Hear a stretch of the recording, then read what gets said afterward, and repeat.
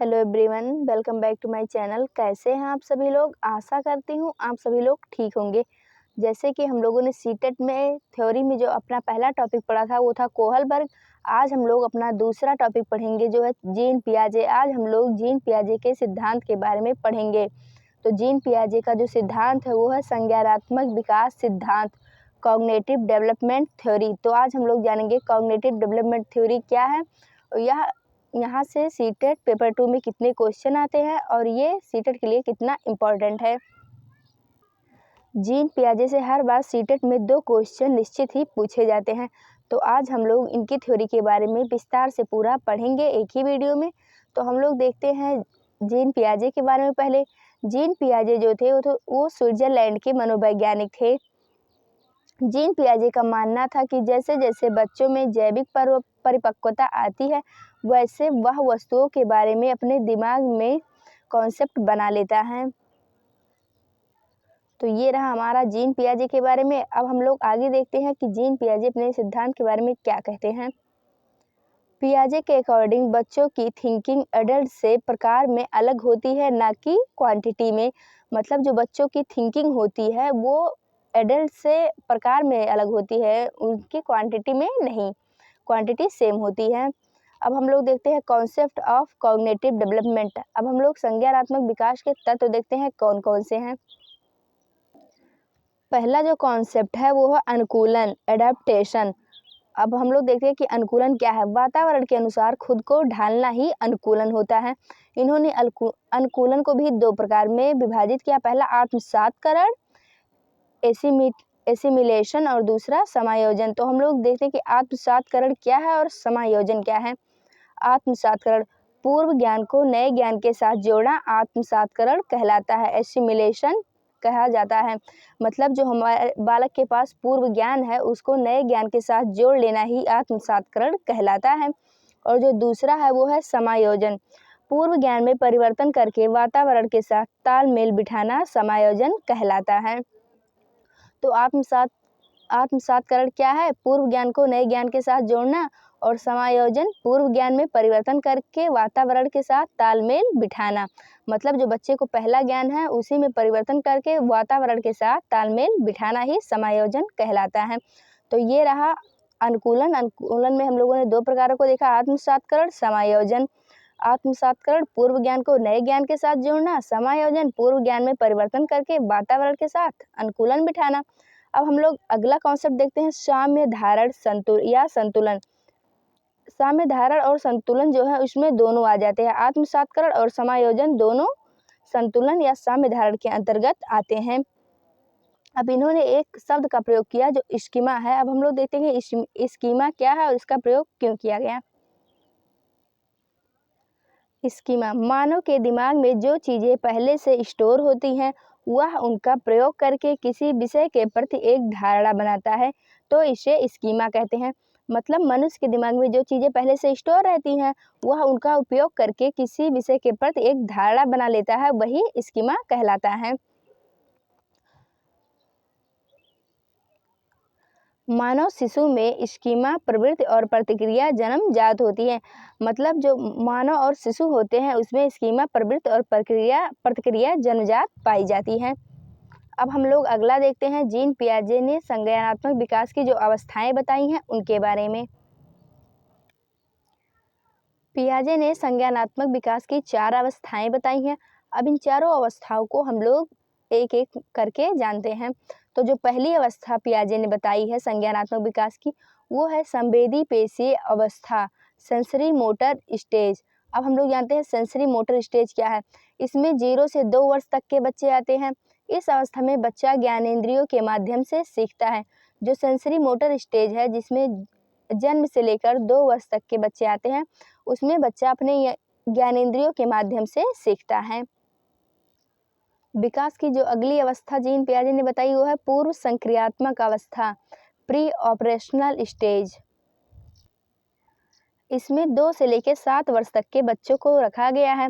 यह क्रिया करने से पहले की अवस्था है। इसमें बच्चा सामने आने वाली चीज़ों को देख पाएगा, समझ पाएगा, लेकिन कोई क्रिया नहीं कर पाएगा।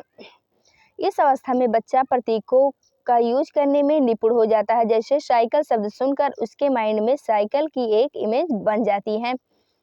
तो ये रहा हमारा पूर्व संक्रियात्मक अवस्था। इस स्टेज में लक्ष्य निर्देशित व्यवहार की क्षमता आ जाती है। तो जो पूर्व संक्रियात्मक अवस्था है उसमें 2 से 7 वर्ष तक के बच्चे आते हैं। इस अवस्था में बच्चा प्रतीकों का यूज करने में निपुण हो जाता है। वह किसी भी चीज को सुनकर उसका बता सकता है, उसका इमेज अपने माइंड में बना सकता है कि ये यही चीज है। अब हम लोग देखते हैं इसमें जो शब्द प्रयोग हुए हैं पूर्व संक्रियात्मक अवस्था में, उनको हम लोग देख लेते हैं। इसमें बच्चा किस प्रकार का व्यवहार करता है। पहला जीववाद, एनिमिज्म। तो हम लोग देखते हैं जीववाद क्या है। जब बच्चा सजीव और निर्जीव में अंतर कर पाता है तो उसे हम लोग जीववाद कहते हैं। अगला जो है वो है अहम केंद्रित। जब बच्चा यह सोचना शुरू कर देता है कि जो वह कर रहा है, सोच रहा है, सब ठीक है, तो इसे हम लोग अहम केंद्रित कहते हैं। अगली जो क्रिया है, बच्चों की प्रक्रिया है, वो है अपलटावी। तो हम लोग देखते हैं अपलटावी में बच्चा किस प्रकार की प्रतिक्रिया देता है। इसमें बच्चा वस्तुओं, संख्याओं, समस्या आदि को उल्टना पलटना नहीं सीखता है। जैसे अगर 4 + 6 10 होते हैं तो वो 6 + 4 नहीं बता पाएगा कि कितना होता है। अगली जो क्रिया वो है मुद्रा, संप्रत्यय, दूरी, भार, ऊंचाई की योग्यता आदि के कॉन्सेप्ट की कमी इसी अवस्था में होती है बच्चों में। फिर हम लोग अगला देखेंगे केंद्रीकरण। केंद्रीकरण में बच्चा एक समय में किसी वस्तु की केवल एक विशेषता पर ध्यान दे पाने की प्रवृत्ति को सेंट्रेशन कहते हैं। मतलब एक समय में किसी एक ही वस्तु पर ध्यान दे पाना ही केंद्रीकरण कहलाता है। अगली जो क्रिया है वो है संरक्षण, कंजर्वेशन।